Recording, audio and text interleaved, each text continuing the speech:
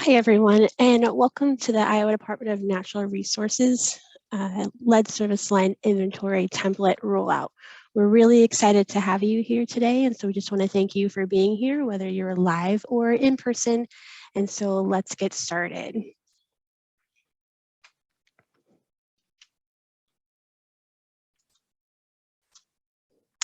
So I'd like to talk a little bit about how we got here. It has been a long, it's been about 8 months now since we started meeting internally as an internal group here at the Iowa DNR. We've had representatives from the Iowa DNR field offices, water supply operations, and the water supply engineering sections.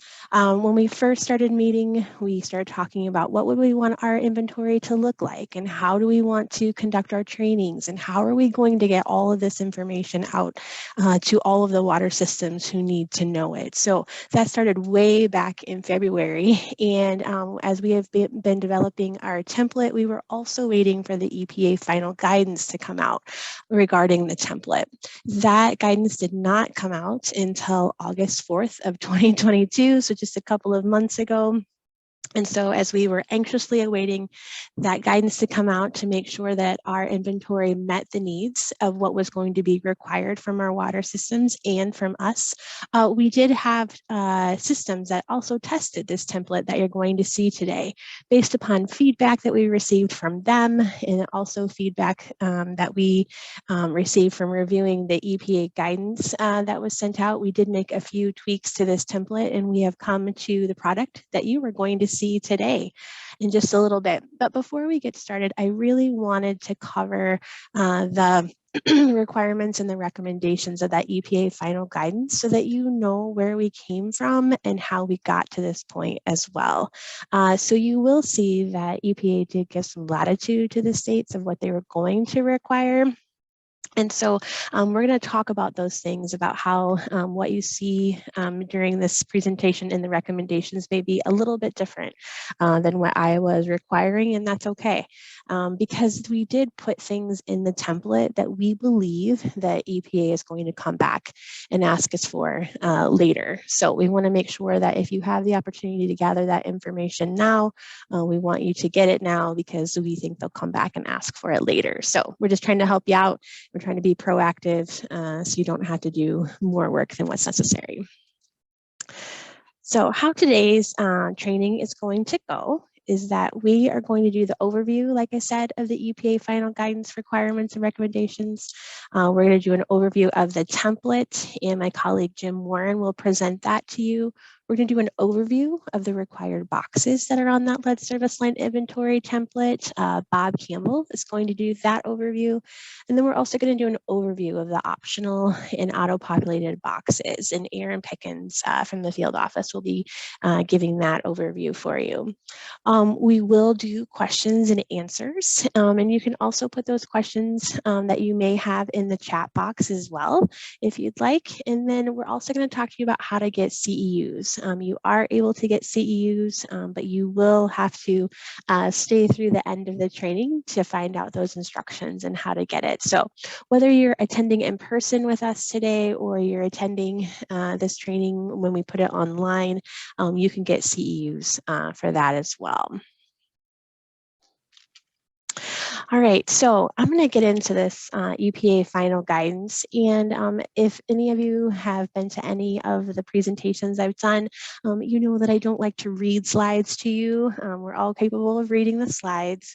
And I like to inject a little humor and make it kind of interesting for everyone. But just because this information is so very important, you will find that I am going to be reading a lot of these slides just because I want to make sure that you all get the information that's necessary, and it's all really important. So chapter 1 of the EPA final guidance is the for the lead and copper rule revision requirements is that all community water supplies and non-transient non-community water supplies must develop an inventory of service lines that meets the lead and copper rule revision requirements, including service line materials classification, information sources, and public accessibility.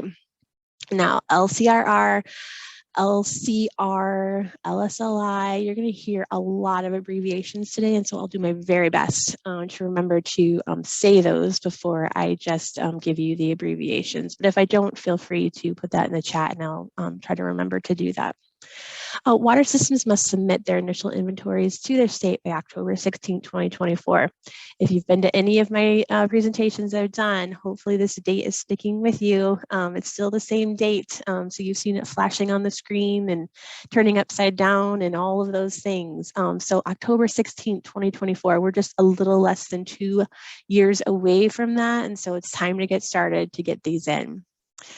All community water supplies and non-transient non-community water supplies must notify all persons served by the water system with a service connection with a lead, galvanized requiring replacement, or GRR, or lead status unknown service line within 30 days of completing their service line inventory. Now, we'll talk a little bit about that in a few minutes, but also want you to know that there's more information that will be coming out about exactly what that means, how that needs to be done, and guidance that'll be coming out on that. That has been one piece of information the states are asking EPA with some assistance from, so please just know that there'll be more information coming out on that. And then all LCRR or lead and copper rule revision requirements other than the initial inventory requirements are subject to change under the lead and copper rule improvement, also known as the LCRI. So EPA has said this initial inventory, and please notice I'm using initial because we will probably do this, not probably, we will be doing this more than one time. This initial inventory, it is set. So we're going to do this first initial inventory. It's going to be due by October 16, 2024. But what EPA has also clearly stated is that subsequent inventories may change. Additional information may be asked for under the LCRI or the lead and copper rule improvement. And if you've been to any of my presentations, again, we also know the lead and copper rule revisions. The only portion of that that's moving forward is this lead service line inventory. The rest of it is up for change under the lead and copper rule improvement or the LCRI. Under Chapter 1, you will find that there's also recommendations. So these recommendations are not necessarily required under the LCRR, but EPA does give the state some latitude to require some things. So what EPA is saying is water systems should not wait until their inventories are complete to begin conducting lead service line replacement, or LSLR. Replacing lead service lines while developing the inventory may create synergies or introduce opportunities for cost savings. And so this is something that the guidance made very clear, is that if you have projects ready to go, if you're running into lead service lines, you should be replacing them. Do not wait until your inventory is complete. I think initially we thought that we were going to have our inventories completed and then develop our projects from there. But as you're doing your inventories, if you're noticing where there could be a project that you can put together for funding, it's EPA saying do it now, don't wait. This guidance covers the life cycle of the inventory, including its creation, updates, material investigations, system reporting, state review, and public accessibility of that service line information. So we're going to cover a lot of that during this presentation. So just hang in there with me. But right now, the inventory should be based on the best available data and should improve over time with updated information. So what it's saying here is that we know we're going to have some unknowns even after you find your historical records that you're going to have to review that is required under the LCRR law. It's still saying that we may have unknowns. And so as we uncover what those unknowns may be in a variety of ways, we need to go back and update that information. Or if we find out that a service line that we previously thought was copper actually turned out to be lead, we need to update our inventory for that as well. So it's just a continual improvement process is what this inventory is. The next bullet says states may have passed laws or regulations for a service line inventory that are more stringent than federal inventory requirements. Iowa is not one of those states that has passed any additional laws or regulations for lead service line inventories. You will find states surrounding us in the Midwest. Illinois, for example, did pass laws a couple of years ago requiring that systems do their inventories sooner than what the federal law is requiring. And then you'll also find states in the Northeast that have also passed laws and regulations, but Iowa is not one of those at this time. For water systems, a comprehensive and accurate service line inventory will facilitate LCRR compliance, improve the lead service line replacement program efficiency, and provide greater public health protection, and also potentially assist in obtaining external funds for inventory development and lead service line replacements. So I'm sure a lot of you may have heard of the bipartisan infrastructure law money, and that there is money set aside in there for lead service line replacements. We're not going to cover that today at all. That'll be definitely a separate presentation. There's a lot of information along with that, so we're not going to cover that today. But just know that doing this inventory is going to help you and help you develop those projects. And then for the states, the inventory that you're putting together will provide information for us for oversight and reporting.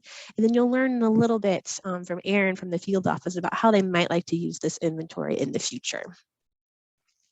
So chapter 2 talks about the elements of the inventory. So the inventory must include all service lines that are connected to public water distribution system, regardless of its intended use.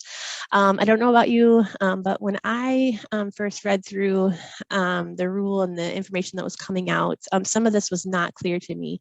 But what they're saying here is that if you have an abandoned line to a vacant building or a fire suppression line, any kind of service line that can be brought back online in the event of emergency where you need to provide water to your customers, that should be included on your inventory.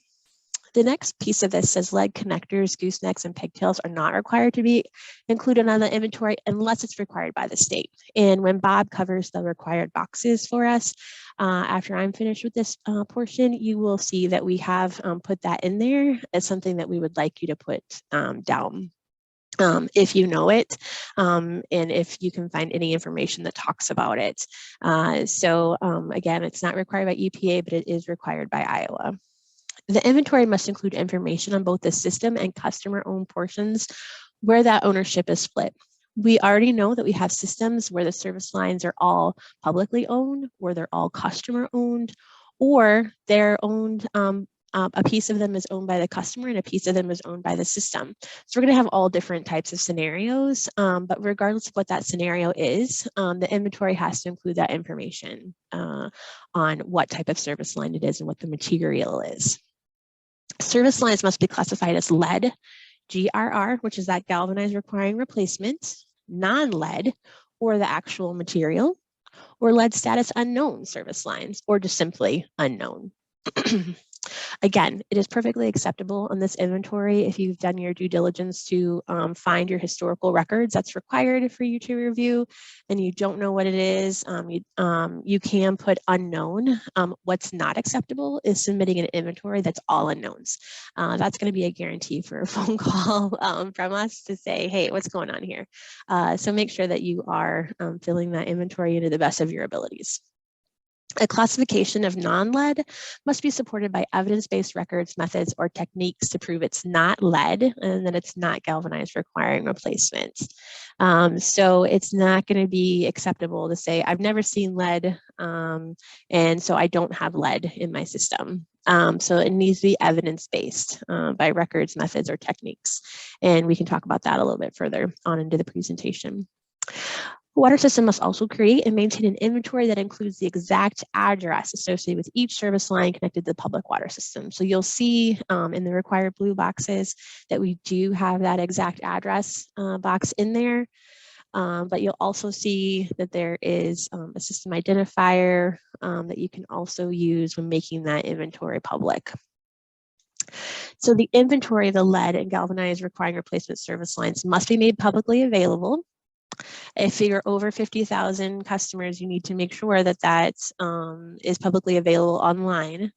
But the LCRR does not require the publicly available inventory to include the specific address of each lead and galvanized requiring replacement service lines. Systems may use a location identifier for any lead and galvanized requiring replacement service lines.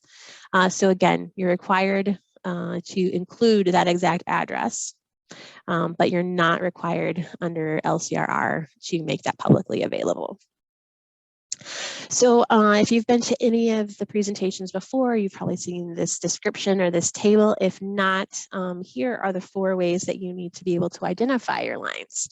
So the first category for service lines is lead, and this is a service line made of lead, and it's confirmed that it's lead. The next category is galvanized requiring replacement, or GRR. This may be a new term for some of us, but that means that it's a galvanized line that is currently or was at any time downstream of a lead service line. Or if there's no record of it not being downstream of a lead service line, then it needs to be considered galvanized requiring replacement until it can be confirmed that it was never downstream of a lead service line. So this is where it gets a little tricky. So let's read that definition one more time. Galvanized requiring replacement. It is or was at any time downstream of a lead service line, or it's galvanized requiring replacement if no record of not being downstream of a lead service line.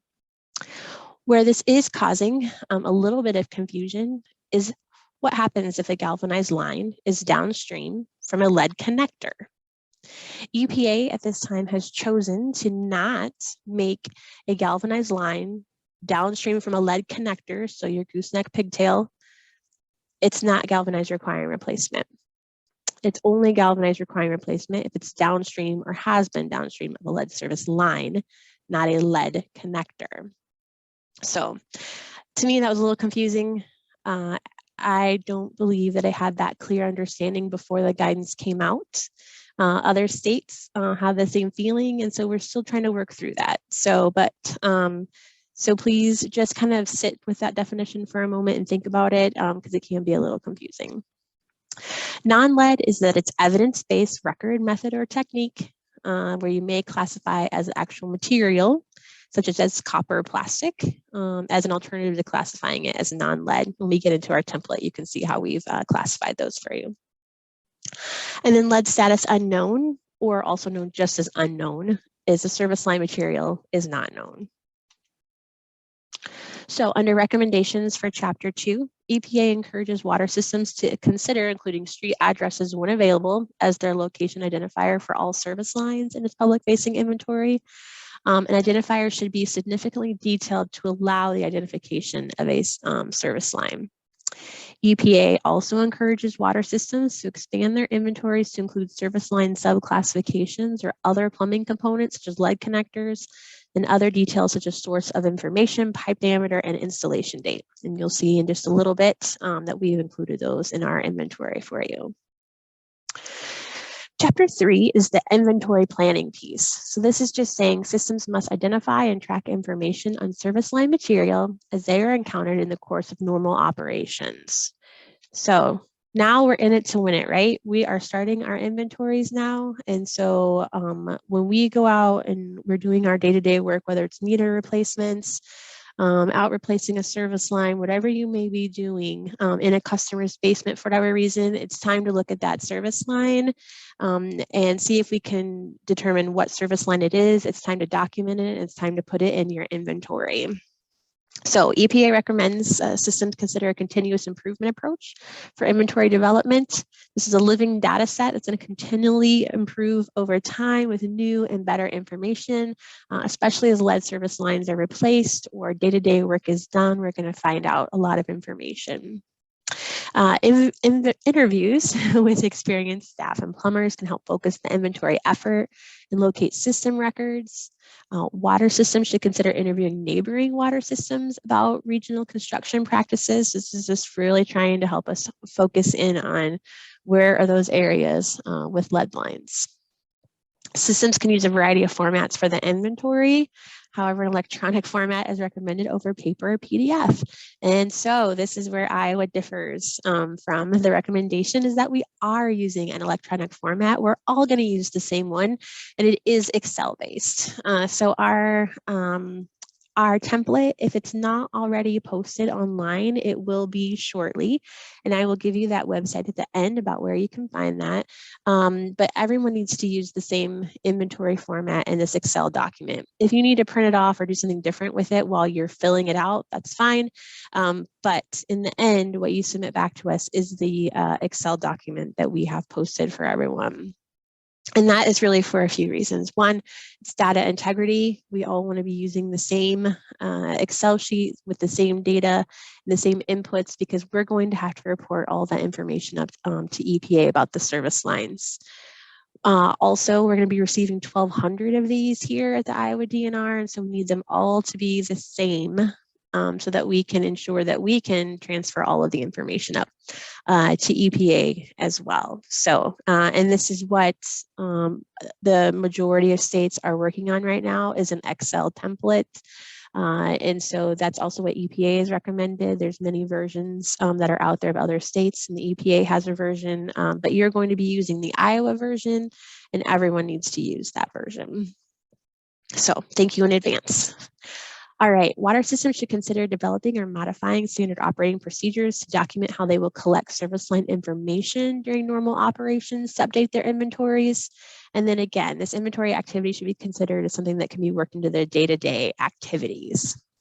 EPA encourages water systems to partner with plumbers and other third parties to obtain information on service line materials. So maybe those other partners, plumbers, may have records that you can review, may know what was installed. So it's important to also talk with them. So I know that was one of those things that when we sent out that initial memo that was on the yellow paper that was mailed out to everyone, or the email we sent out to everyone, and the listserv advice, we did recommend talking to previous water operators and plumbers about where records may be, what they remember when they worked there, maybe we're installing service lines, what records plumbers or those people may have. So really it's reaching out to all those professionals. All right, so chapter 4 is a historical records overview. So under the lead and copper rule revision, the requirement is that water systems must use any information on lead and galvanized iron or steel that it has identified. It must review the records that are explicitly identified in the LCRR. We're going to cover that in just a second, as well as any additional resource, information, or identification method required by the state to develop this initial inventory.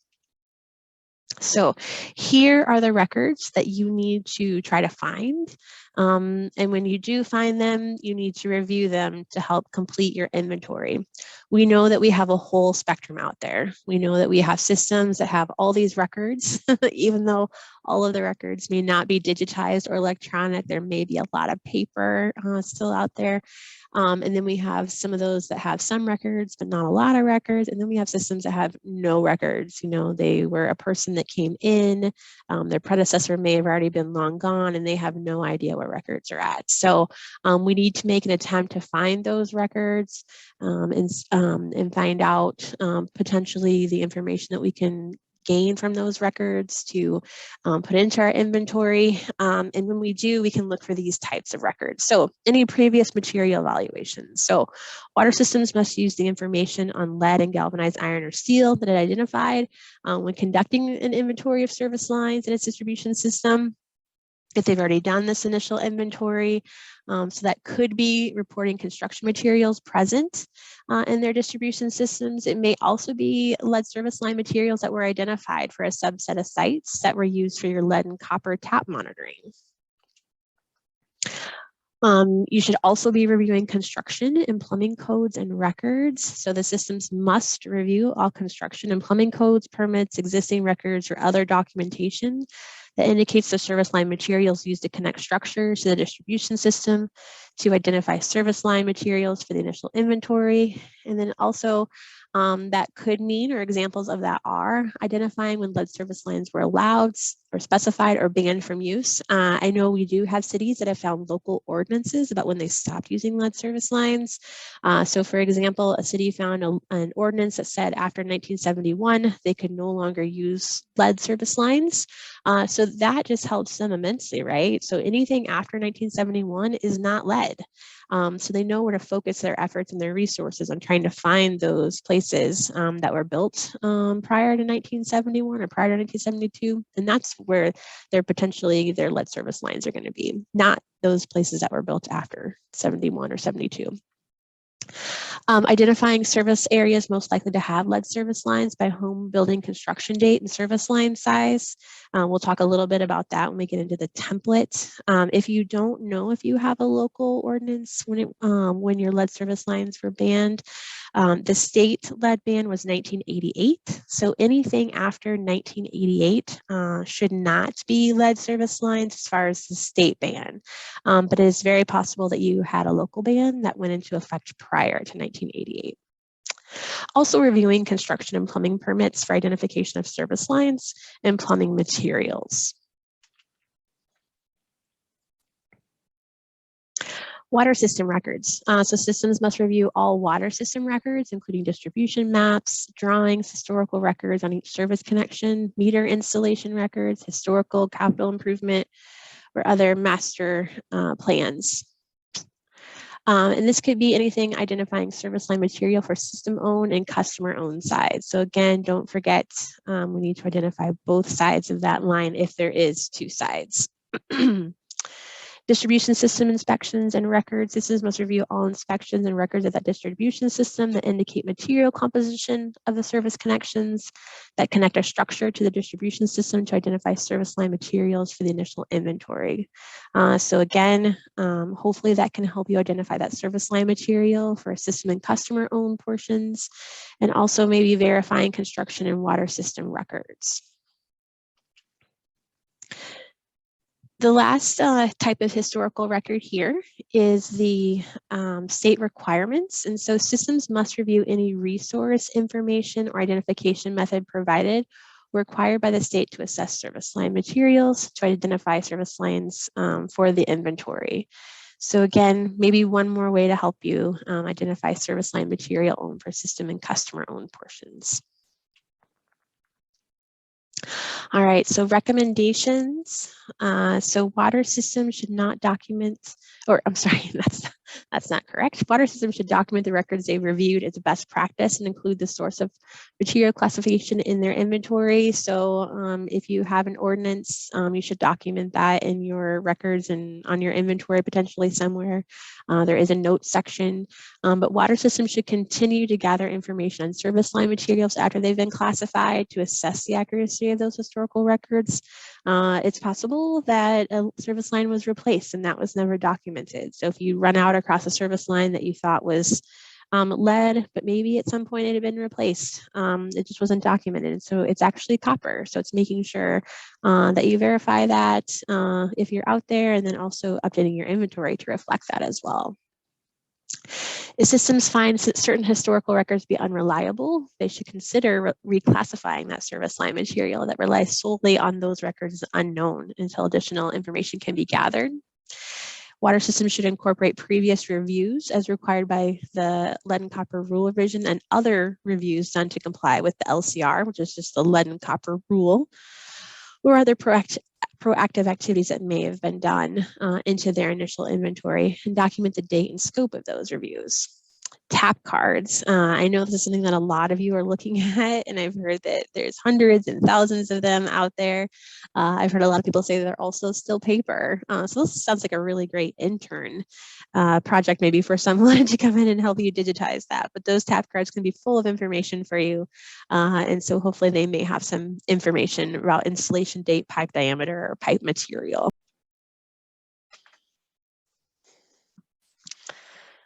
All right, now we're on the EPA Final Guidance, Chapter 5, and this is the service line investigation method. So I'm going to explain a little bit about what that means and what I was looking at. So under the LCRR requirements, water systems should be aware of identification methods provided or required by their state under the lead and copper rule revision.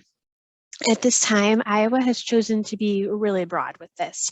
So the methods that we will accept at this time for identification methods is visual inspection, water quality sampling, excavation, predictive modeling, and emerging methods. So for this initial inventory, we will accept those methods. Now, I'm going to say that it is possible after we get through this initial inventory, maybe we find out some of these methods are not working as well as others. Maybe there are new methods that we can use to identify service lines. And so we may change or limit what we're willing to accept. But as I said, at this time, we're willing to accept all of those. So I would really encourage you, if you're going to use any of those methods to try to identify your lines, that you go out to Chapter 5 in the EPA final guidance, and during the wrap up, I'll give you the website for that. There are really good descriptions and pictures and just conversations in there and discussions in there about how to use each of these and how to use them well. And so I really, really recommend going out and taking a look at that. So, like I said, some of the investigation methods can include visual observation, water quality sampling, and excavation. And so many systems may decide to enlist the public's help in visually identifying the service line material where the service line enters the building. I think some of you have already done that by doing customer surveys. So we may be asking some of you who have done them, what do those look like, and can we share those with others. Water quality sampling has been used to identify the presence of lead service lines, and there's several approaches, like I said, in the guidance on how to do that and people who have done that. Some water systems have also found that water quality sampling and CCTV to be a reliable in positively identifying lead service lines, but not necessarily in confirming the absence of lead service lines. And the guidance talks more about that. Mechanical and vacuum excavation can be used to visually inspect service line material. Predictive modeling or statistical analysis has been used to estimate probability that that service line is lead, prioritize areas for service line investigations, and to expedite the lead service line replacement.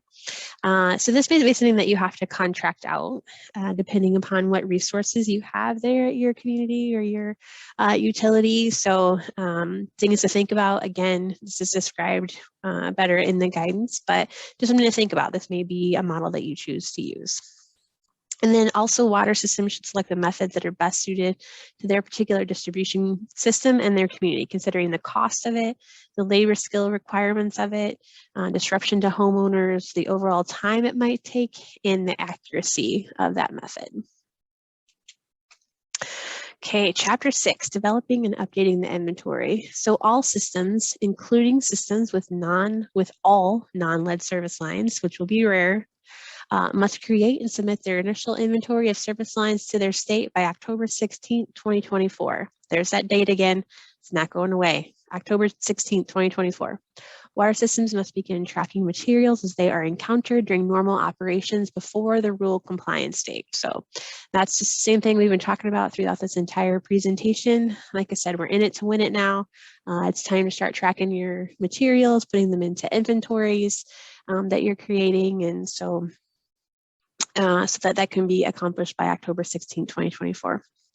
Non-lead service lines must be determined through evidence-based record methods or techniques that those non-lead service lines are indeed not lead or galvanized, requiring replacement.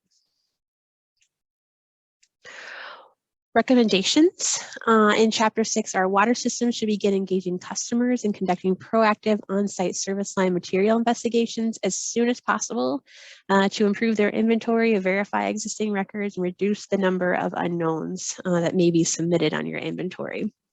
Water systems should capture as much information as possible for unknowns and consider assigning a likelihood that they are lead until you know that they're not. Non-lead classification could be based on when lead service lines were banned and service lines were installed, along with pipe diameter. We're going to talk a little bit more about that when Bob covers that portion of the template.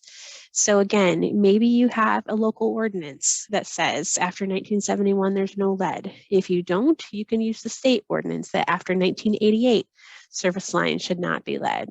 But maybe you do have some local records that show you stopped using them sooner. When systems have conflicting records of service line materials, they should consider classifying the line as unknown until that conflict is resolved. EPA discourages, and actually Iowa DNR also discourages, water systems from submitting an initial inventory with all unknowns. So again, this is going to guarantee a phone call if you submit your inventory with all unknowns. So the inventory is a living document that should be continually improved over time. We've already kind of talked about that updating that inventory when you get new information with better information needs to be done. And we also know this is not the only inventory we're going to do, right? We have this initial inventory that's due October 16, 2024, but we also know we're going to be doing additional inventories as EPA's goal is to get all the lead out. Chapter 7 on public accessibility. The requirements are water systems must make an inventory of the lead and galvanized requiring replacement service lines publicly accessible. So publicly accessible inventory must include a location identifier associated with each lead or galvanized requiring replacement service line. And that identifier could be a specific address. So we have that on our template, but it's not required. So if you don't put the address out there, we need to have a location identifier out there on that publicly accessible inventory. Water systems that are serving more than 50,000 people must provide their inventory online. Non-lead systems can fulfill this requirement to make the inventory publicly accessible by providing a statement that they have no lead service lines and include a general description of how they made that determination. So again, non-lead systems means those systems who do not have any lead lines. We believe that this is going to be very rare right now. In the future, it'll be more common, right, as we get the lead lines out of the ground or stop them from being used. But for right now, non-lead systems, those ones who don't have any lead, can, for their publicly accessible inventory, just provide a statement and publish that online if they have no lead service line inventories, or no lead service lines, sorry about that. Community water supplies must indicate in their CCR how to access service line inventory information. Non-lead community water supplies must also include a statement they have no lead service lines in their CCR as well. And then again, I mentioned this before. I also mentioned that there'll be more information forthcoming, but within 30 days of completion of that initial inventory, systems must notify persons served by lead, galvanized requiring replacement, and lead status unknown lines. All right, we are to chapter 7 and the recommendations. Thanks for hanging in there with me. We're almost through this part, and we're going to get on to the much more exciting part that I know all of you have been waiting for, is a viewing of that template. So recommendations under chapter 7, water systems should consider their data sharing infrastructure, customer demographics, and staff limitations when selecting the best method for sharing data with the public. An interactive online mapping application can be an effective means for distributing service line inventory information, and it allows the users to comprehensively evaluate water system service line materials anywhere there is access to basic computer and internet. Accessibility and inclusivity considerations should also be made throughout this map developing process. And so that can include things like colorblind safe color scheme, providing alternate text that can be read aloud with software for the visually impaired, using simple or defined terminology, and offering text in multiple languages. Other online data sharing options besides mapping for water systems could be online cloud-based sharing, online spreadsheets, FTP, SFTP servers, and website hosted downloads. I know there are systems out there that already put this information online. So if you systems who don't have it online yet but are interested in seeing how systems do that, please feel free to contact us. We can direct you to some of those places, or simply using Google can help you as well. So lots of good examples are out there, and so you won't be the first one to do this. Non-web-based data sharing, this is for those who are under 50,000 who don't have to put it on the web, are options like printed service line or tabular data, as well as information on water utilities, mailings, or newsletters. Active community participation in the inventory process will help cultivate a more robust inventory data set. So using those customer surveys, asking customers what's coming into their basement for their service lines. And then EPA suggests water systems update their inventories in real time or as close as possible. So that's just saying when you're out there, you're doing work, you find maybe an unknown is actually copper, or something to that effect. Go back to your office or have someone update that inventory as soon as possible so you don't forget, so your inventory is updated, and so you don't potentially have piles of paper with notes back in your office waiting to be put into that inventory. So just do it so you don't forget it. All right, that is the end of the EPA final guidance requirements and recommendations. And so I'm going to send it over to Jim now, and Jim is going to cover the overview of the template. So Jim, go ahead and take it away.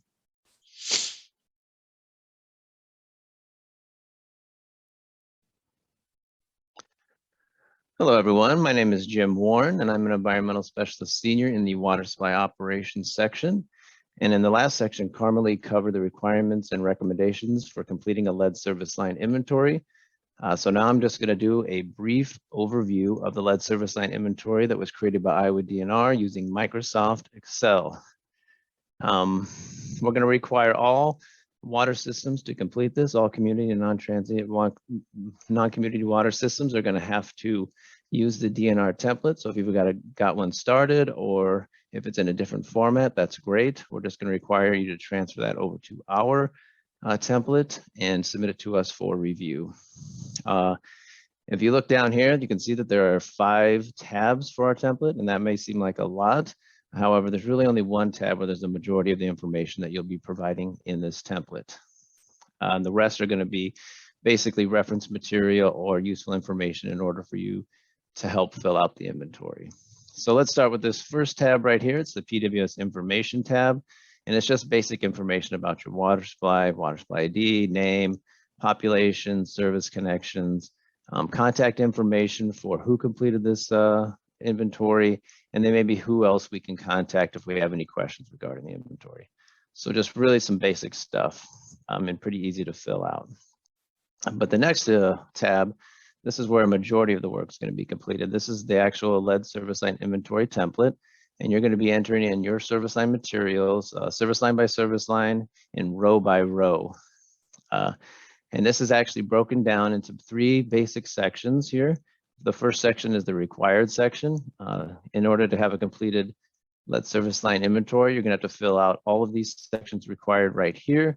And if we scroll here to the right, you're going to see the next section. It's the gray section, and this is the optional section. This section does not need to be filled out by you. However, if you provide answers, this can help you with developing a lead and copper sampling plan. And then further to the right are our yellow sections, which is the auto-populated fields. Based upon the answers that you provide in the required and the optional fields, these will auto-populate with answers for you. So you do not need to fill out anything here.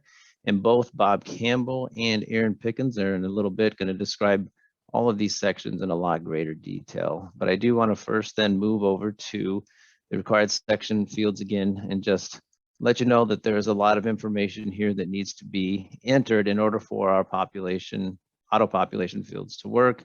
And so we've got some lines right here that say must enter first. So your PWS ID, date of current inventory, very important to enter, and also the ownership of the service line. In order for this to auto-populate correctly, you will need to enter this field in first and then follow down through the rest of the row for each service line. In addition, all these headers are clickable. So as you see, as I click on each header, a data description will pop up, and this will give you extra information about the field. So if you're struggling or have questions, click the headers and it might be able to provide additional information for you. In addition, our template consists of a lot of drop-downs, and our drop-downs consist of codes with 1 or 2 letters for easy typing and quick typing, so you could fill it out quickly. However, you can always still just drop it down and enter P. But if you don't know what a code means, you can also click the data description or right at the header, and it's going to provide a list of those drop-down keys. And then finally, the headers are always frozen at the top here. So if I get down to row 85, 89, 98, you can see that the headers always stay up there. So you always have access to them, always access to the data description, and always access to any of those drop-down codes. And so this is just a real quick and brief overview of our lead service line template, and Bob and Aaron are going to describe it in greater detail here in a little bit. All right. So the next tab is our drop-down answer key tab. This again, just as I alluded to on the last page, we have a lot of drop-downs in our service line inventory template. And so here's all the information by each column and what those codes are and what they mean. So what we recommend that you do is print these out and have these right next to you, so you don't have to flip back and forth between screens, or if you don't want to have to go and click on the header each time, we'd recommend you print this drop-down answer key out and have it right there for you. So now you just got basically two different ways to access these codes and fill out your template as quickly as possible. The next tab is the data description tab. I would use this as an instruction sheet. It's going to again give you data information for each tab or for each field. It's going to tell you about what the required or whether they're optional fields. And it's also going to put in example values of what we're looking for answers within each tab. So this should be able to help you fill out your inventory. In addition to that, it also provides rule references. So it's basically telling you, here's the rule, and this is why this is in your template. So a lot of good information can be found on this page if you're either struggling, have questions, or just want to learn more about lead service line inventories. And then finally, we have the summary tab, and this is basically for federal EPA reporting requirements. EPA is requiring the states and water supplies to calculate the number of service lines they have for each category. And the categories are how many lead service lines you have, how many galvanized requiring replacement you have, how many unknown lines you have, and how many non-lead service lines you have. This is information that EPA needs, and it's also going to be valuable information for you, so you know how many lead service lines you have, just in case you have to replace any of those, or how many unknown lines you have, and how many of those you might have to figure out in the future. Again, these are going to be auto-populated fields, and so while you're filling out the service line inventory, these will automatically start calculating for you. So, but yep, and we'll report those to EPA for you as well. And that basically covers this really brief overview of the template. So I'm going to turn it over to Bob now, and he's going to describe in greater detail all the requirements sections for the lead service line inventory. So hand it over to Bob now. Hello, I'm Bob Campbell, Senior Environmental Engineer in the Iowa DNR Water Supply Engineering section, and I'll be going through the required fields in the service line inventory template. Just to emphasize, any content that's repeated here or in any of the presentations, this kind of emphasizes the importance of that content. I just want to point that out. Overall, the template's set up to give errors to make sure all the correct data is entered. Part of the reason why the template's set up this way is to ensure that all the required data is provided in the service line materials classifications correct in accordance with the rule. The template will help systems not entirely familiar with the rule to be able to focus on the material itself, and the template will correctly classify the material. Some of the template features are locked to help maintain the data integrity as you proceed. You know, as you start digging into the template initially, it probably will feel a little overwhelming, but hopefully as you continue to proceed through it and continue to enter the data, particularly for each individual service line, you should get a better feel and flow for the input values. I just wanted to point out, before we dig in too far, the columns here are adjustable. So if you need a wider column to allow for the content of that particular column to fit where it's can be data entered, such as an address, you can go ahead and do so. All the blue fields in the template must be completed. That is very important information to take note as you proceed. The top fields in row 3 are general information and must be completed for the template and the built-in formulas to work properly. These fields include the public water supply ID, the public water supply name, the date of the current inventory, and the official service line ownership policy, which this is the enforceable policy of a service line ownership responsibility by ordinance or other means. The options here are public, private, or shared public and private. Note the informational pop-up boxes on each the required blue fields that need to be completed. These are important to remember as you're proceeding through the spreadsheet. It gives you kind of a crash course as far as the information that we're looking for each one of these required fields. Each row, starting at line 6, is for the data entry for each individual service line. The first input field for each service line in column A is for the ownership of the service line. The reason why we included this column, even though the overall ownership policy is already indicated, is to have one template for all systems and to attempt to account for all situations. For example, an ownership policy could have all services be private ownership responsibility, but the city properties like a city hall would have a public owned service. The input in this field dictates the required service line material fields that must be completed, such as public water supply only owned, private only owned, or a combination of both. Column B is a system-specific ID or location identifier. The system-specific ID could be a meter number, or could just be generically numbered 1, 2, 3, and so on if there's nothing specific your system tracks. Column C is the most transparent location identifier for a given location, given that it's an address-based location identifier. And this will be required for all individual services that do have an address. It will help track the sheer volume of services, should be common among all water supplies.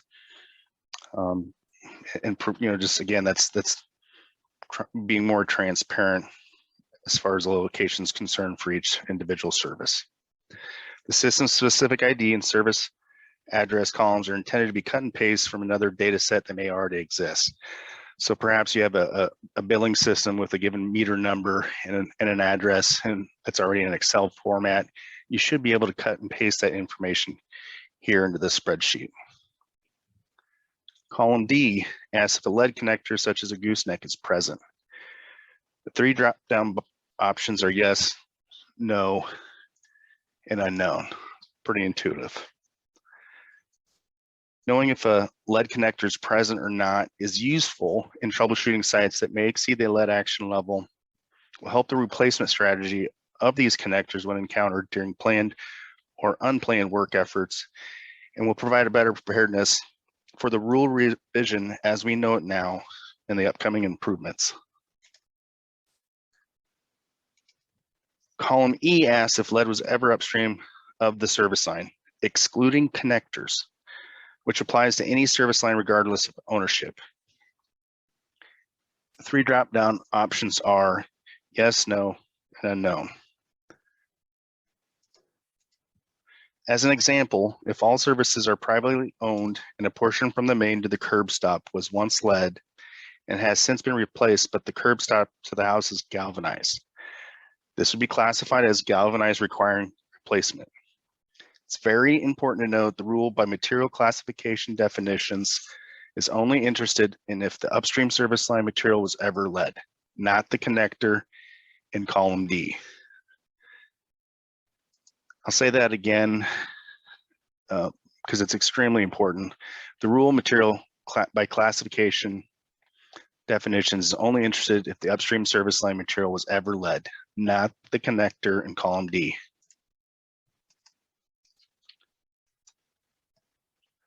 Column F is for classifying the public water supply owned service line material and is only applicable for either shared public and private owned or public only owned service lines. The requirement to complete this column is dictated by the column A entry for a given service line ownership type. There are several material options in the dropdown for this column, making the dropdown answer key a handy tool to have at your disposal for a clear definition of all the abbreviated materials in the dropdown.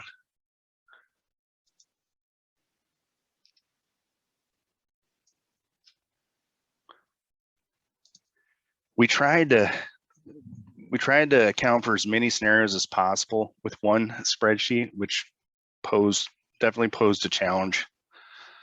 So generally, if there's a question to as which material to select for a given service line scenario, just default to the most concerning material. The materials in the dropdown are worth going through and defining individually. L is for lead, G is for galvanized, C is for copper, P is for plastic. If you have a service line that is known to be copper to the curb stop, perhaps plastic to the house, you could choose either plastic or copper as the material. Overall, regarding service line materials, we're most interested in lead, galvanized requiring replacement, or unknown material but could contain lead. O is for other. This could be another material not listed. Perhaps you have a large diameter ductile iron service to a commercial district. O could be used for service lines or combined materials such as copper and plastic, but not lead or galvanized requiring replacement. UN is for unknown. Basically, there's no evidence or records to support the material being lead or galvanized requiring replacement or not. The rule and spreadsheet formula accordingly will classify these unknown lines as assumed lead.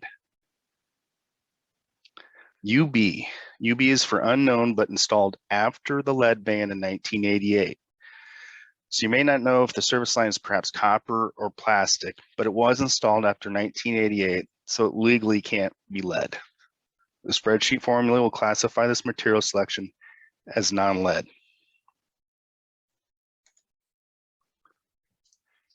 UX is for unknown but not lead. Perhaps you may not know if the service line is copper or plastic, but was installed after your local lead ban policy, which was prior to 1988. The spreadsheet formula will classify this material selection as non-lead. UL is for unknown but could contain lead. An example could be an unknown service line material for a particular house in an area that lead services are known to or did exist. The spreadsheet formula will classify this material selection as lead. COM is for combination materials that could contain lead. Perhaps the public water supply owned service was lead and was only replaced at the curb stop, but the private owned side from the curb stop to the house is unknown and could be lead or galvanized requiring replacement. Do not use this material selection for a combination of materials known not to be lead, as the spreadsheet formula will classify this material selection as lead.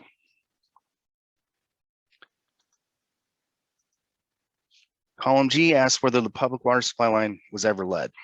This may seem redundant to column E, but both columns are there to account for different ownership and material combination scenarios in one spreadsheet. Again, this is excluding the connector material in column D, which can't be emphasized enough. If an upstream service line segment was known to be lead or not known to be lead, and the downstream portion is galvanized, the spreadsheet formula will assume the material as galvanized requiring replacement. Column H is for the year the public water supply owned service line was installed. This is useful to know if installed after the lead ban date for non-lead evidence, and perhaps dial in future inventory efforts for where to start with unknown service line materials if before the federal or local lead ban date. Column I is for the private service line material and is the same to column F regarding the public water supply owned service line material. So I won't go into detail on this for that reason, other than it must be completed for either shared or privately owned service lines for the spreadsheet to work properly. Column J is for the year the private water supply owned service line was installed and is the same as column H regarding the public water supply owned service line material.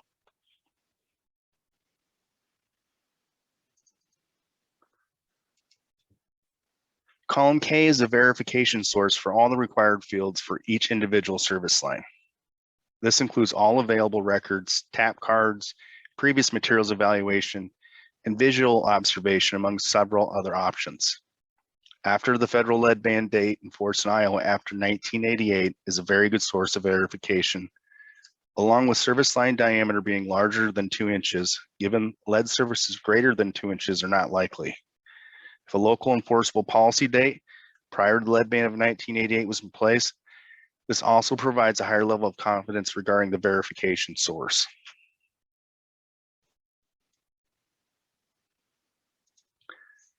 I have 3 already populated examples I'd like to go through with 3 different ownership scenarios. The first example in row 6 is for a private owned service line only.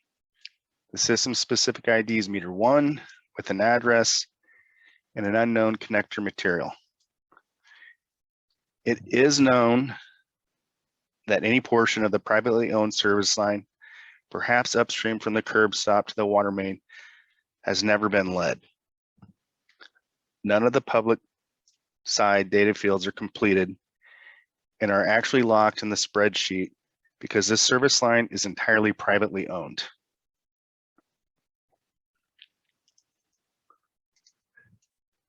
The service line material is copper.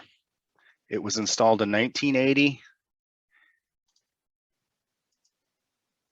And this is based on previous materials evaluation. The spreadsheet formula, therefore, calculates this material as non-lead, as can be seen in column R.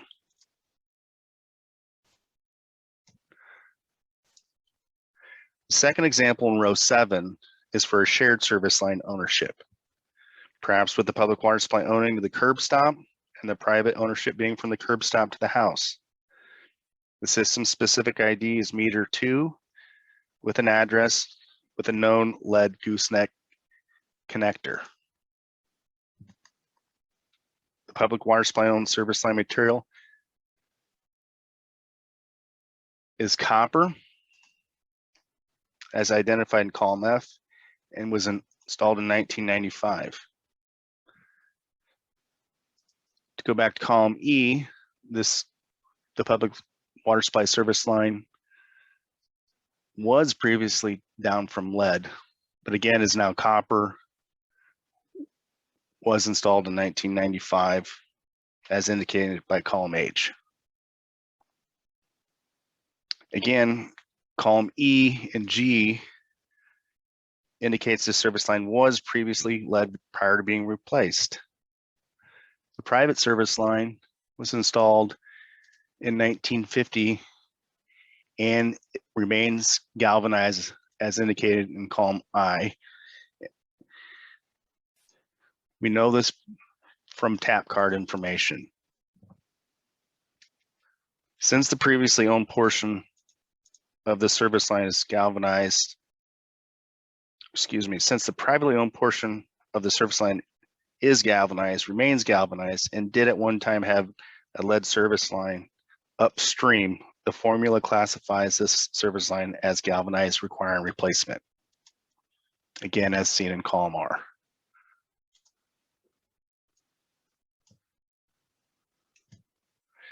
The third and final example I have in row 8 is for a public water supply owned service line only.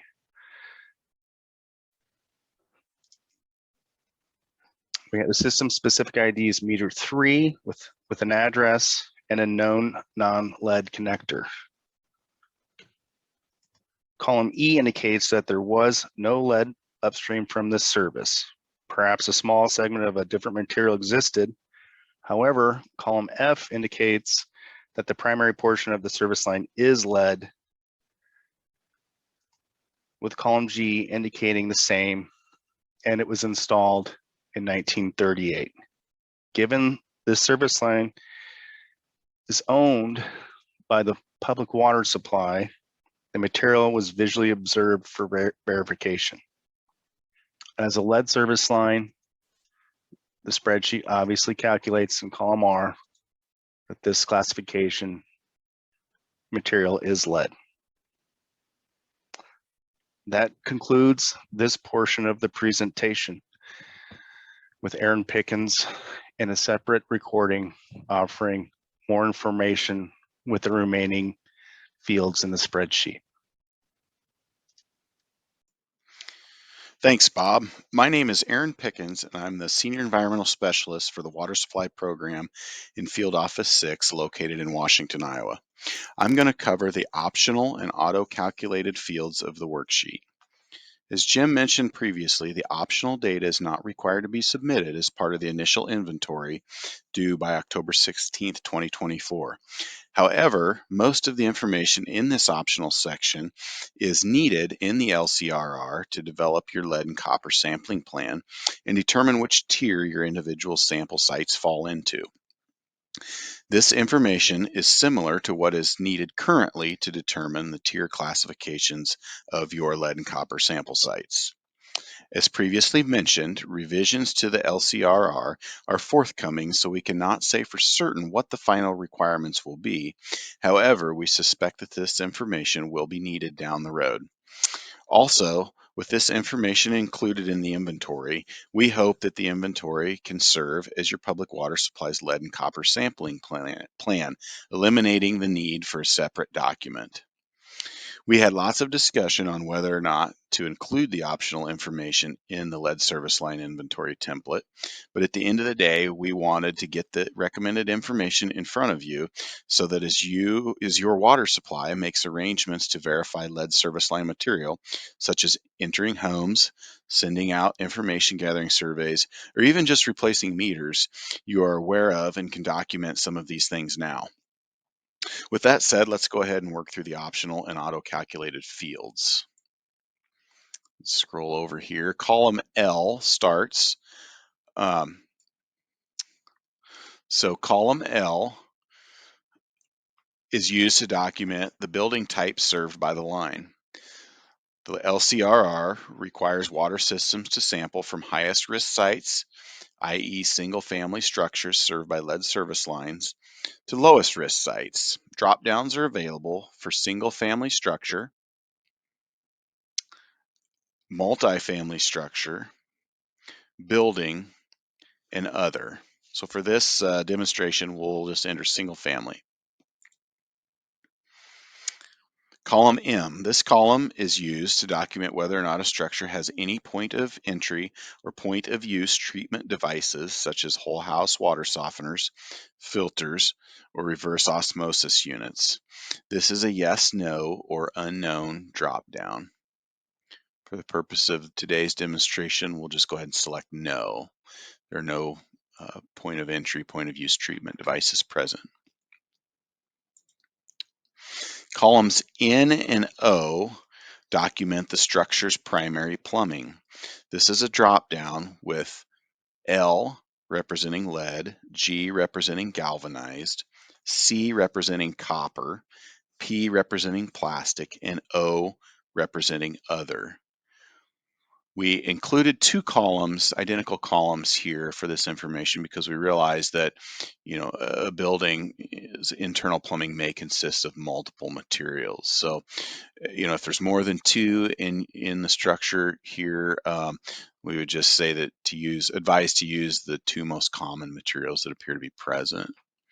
So for today's demonstration, we'll go ahead and just say that this building is all plumbed with copper. We'll leave column O blank.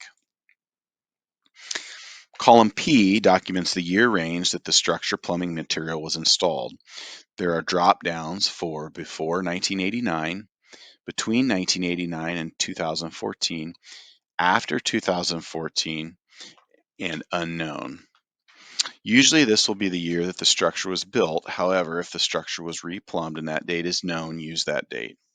The year ranges represent the regulation dates on the use of lead in plumbing. So for this demonstration here, we'll go ahead and put before 1989. Column Q is used to identify if this location will be used for your lead and copper sampling plan. There are drop downs here for Y representing yes, N representing no, AL representing that this site is an alternate location, and UN representing unknown.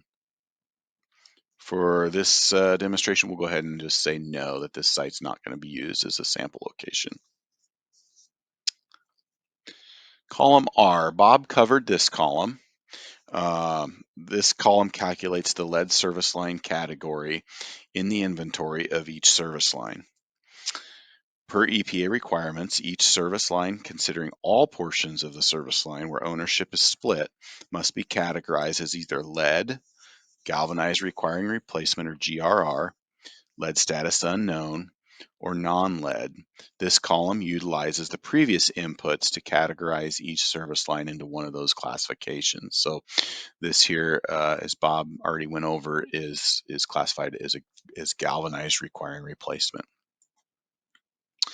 Moving on to column S. Column S calculates the sample site selection criteria, or the site tier. Using previously entered data, this column automatically categorizes each service line into tiers based on highest risk for lead, i.e. a tier 1, to least risk, i.e. a tier 5 site. The LCRR requires systems to sample from the highest risk sites in their system according to a written sampling plan. I think that this is a great feature because I've seen systems under the current rule really struggle to figure out exactly what tier a sample site may fit into, and just quite frankly to completely understand the individual tiering criteria. So this does it for you. The LCRR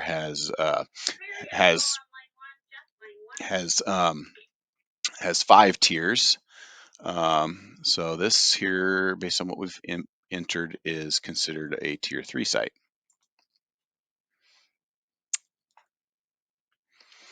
Column T indicates if a particular service line would qualify as a full lead service line replacement if all lead is removed.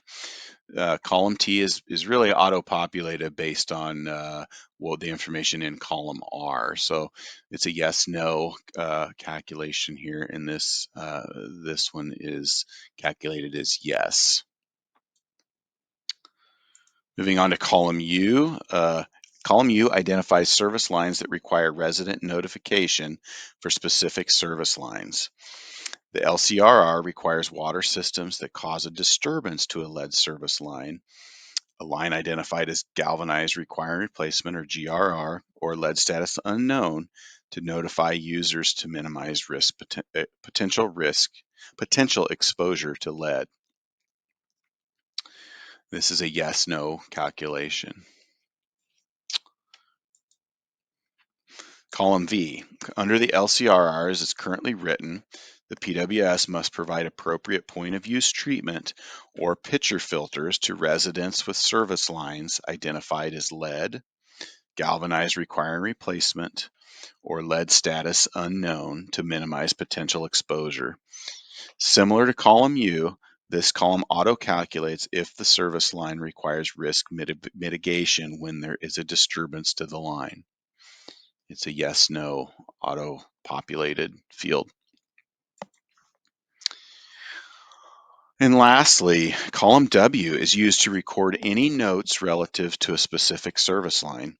This column would be used to document things like an abandoned service line, a school, a daycare, a hospital or other medical facility, fire suppression lines, agriculture services, or really any other information relative to the service line that you feel is important to capture. So that completes the review of the worksheet.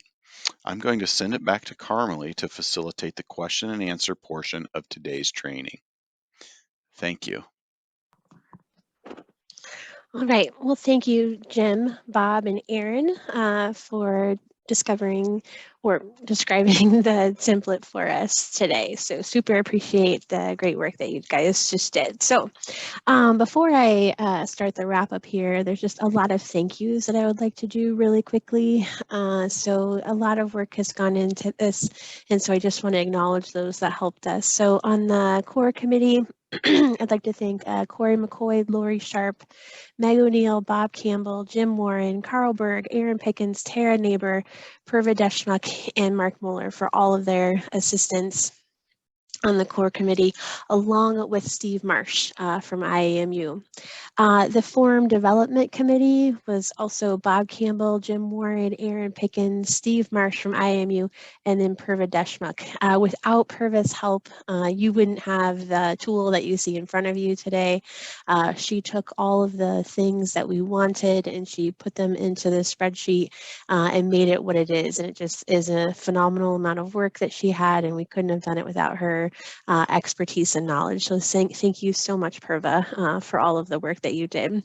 And then also recordings today, although you don't hear their voices today, Meg O'Neill and Tara Neighbor were also instrumental in getting these webinar trainings up and going. So thank you to Meg and Tara.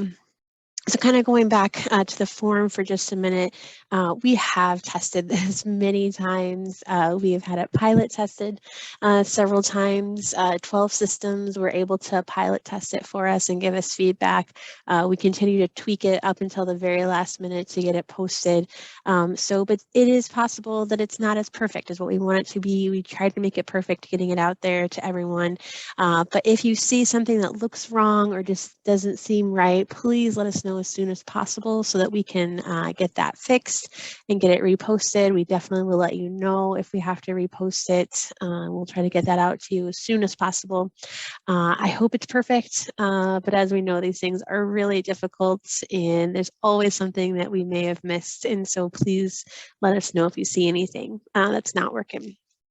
So as a wrap up, where to find the resources that we've talked about today. So the EPA final guidance, there's the website for that. If you'd like to go out, take a look at it. It is 164 pages of guidance. And I gave you the overview of the recommendations and the requirements. But if you want to dig in more, especially to some of those methods that we talked about earlier, there it is. Please go out, take a look at it. The template and the recorded trainings can be found at our lead service line inventories webpage. Again, depending upon when you're watching or watching this training or attending this training, we're trying to put the template up on the website as soon as possible. We had a final few last week we wanted to do here at the very end. So it's not up at the beginning of these trainings. It will be up very soon. But you can find everything on this website here that I have for you. Questions, comments, and concerns. So we know that there's going to be a lot of questions. We honestly still have a lot of questions ourselves. But if you have any questions, comments, concerns you would like us to get addressed, besides using the chat box here today, feel free to email us, the lcrr@dnr.iowa.gov. This email inbox is an inbox where you can send all of your questions regarding the lead and copper rule revisions, lead service line inventories, lead and copper rule improvement. Any of that can be sent to this email address. So it's possible you're going to ask us questions today, or you're going to have questions that you're going to send to us, and we may have to have a group discussion about them and decide like, hey, this is a really good scenario. We haven't thought about this. How are we going to answer this? And so sending that to that LCRR will get that question on our list, and we will discuss it at one of our weekly meetings and get information back out to you, as well as getting it into a frequently asked questions to post for you as well. And that will be found on that previous website I talked about. You can also direct questions, comments, concerns to the field offices or your permit writers. Again, it may require a group conversation internally to answer those questions, comments, or concerns. So if you want to start with that email that I provided you, you're more than welcome to do that, or reach out to your favorite field office or your favorite permit writer. The last slide here before we head into our Q&A is how you can obtain CEUs. So I know this is popular with a lot of you, and you need your CEUs before renewal time happens. So here's what I need you to do. And if you don't do this, you're not getting CEUs. So make sure you are writing this down, taking a screenshot of this page, whatever you need to do to make it happen. But we will need an individual email from each participant. So if you're sitting in a room today, you've got 5 people in there, we need 5 emails, 1 from each of you in that room. Do not send us an email and say 5 people were with me.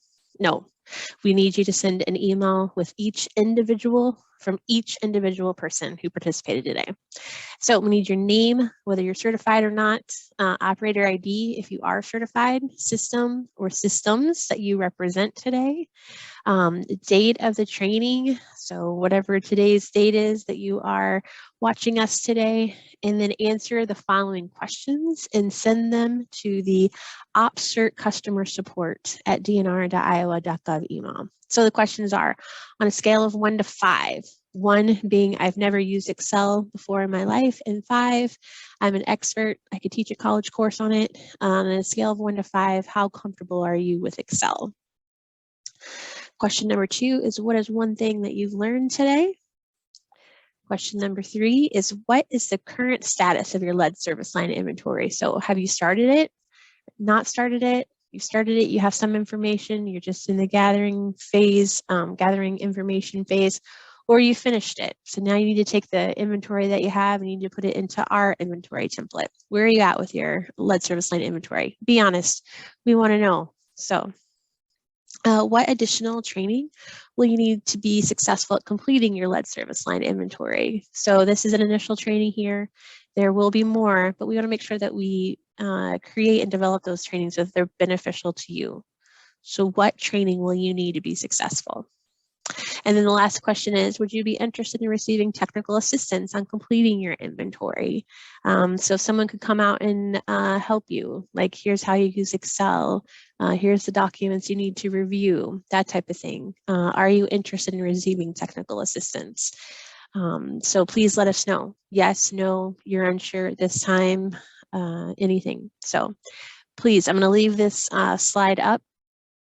And I want you to make sure that you've written everything down and be able to answer these questions. So with that, we will go ahead and move on to questions and answers portion of this. Again, we are going to take your questions and answers, but we may not have answers for your questions. So we'll take them and to say that we need to get back to you. And again, this will lead us to developing a frequently asked questions. So let's go forward with all the questions that you may have today.